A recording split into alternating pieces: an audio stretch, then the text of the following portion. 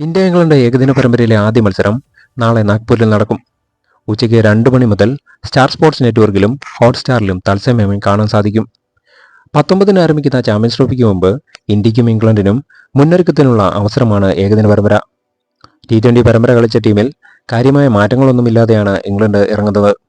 പക്ഷേ Indian squad അടിമുടി മാറ്റവുമായാണ് ഇറങ്ങുന്നത്.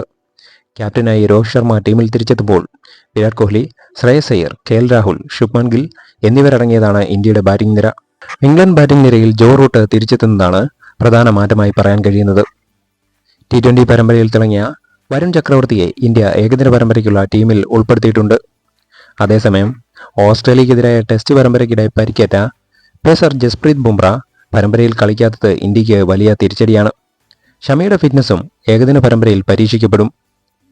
ഇന്ത്യൻ ബാറ്റിംഗ് നിരയിൽ ക്യാപ്റ്റൻ രോഹിത് ശർമ്മയും വൈസ് ക്യാപ്റ്റൻ ശുഭ്മാൻ ഗില്ലും തന്നെയാകും ഓപ്പണർമാർ. 3-ാം നമ്പറിൽ കോഹ്ലിയും 4-മതായി ശ്രേയസ് അയ്യറും ഇറങ്ങുമ്പോൾ വിക്കറ്റ് കീപ്പർ ബാറ്ററായി KL രാഹുൽ തന്നെയാവും പ്ലേയിങ് ഇലവനിൽ കളിക്കുക.